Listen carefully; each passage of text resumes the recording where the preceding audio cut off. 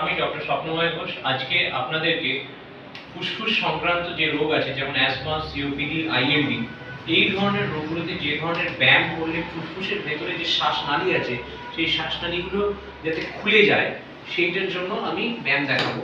তো আপনারা প্রত্যেকটা ব্যায়াম ভালোভাবে দেখবেন। প্রত্যেকটা ব্যায়ামই 30 বার করে করা উচিত, দিনে দুবার, একটা সকালে একটা বিকেলে। প্রত্যেকটা ব্যায়াম আমি দেখাবো স্টেপ বাই স্টেপ, যেমনভাবে দেখাবো ওই স্টেপ অনুযায়ী আপনারা করবেন। ফার্স্ট ব্যায়াম হচ্ছে এইটা।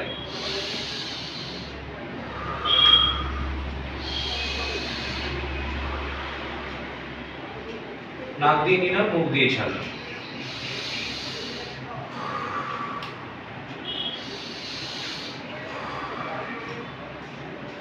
2 নম্বর ব্যায়াম।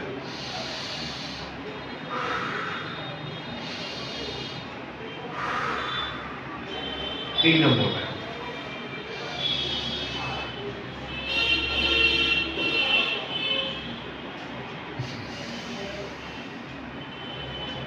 শ্বাস নিয়ে 5 মিনিট ছেড়ে দেবো, নাক দিয়ে।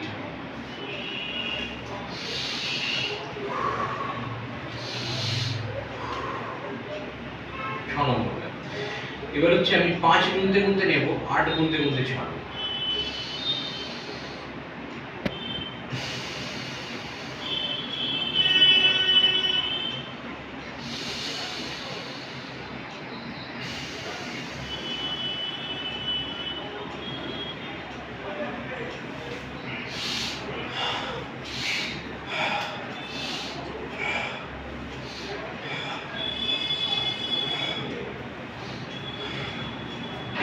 এই কটা ব্যায়াম আপনারা রোজ করবেন।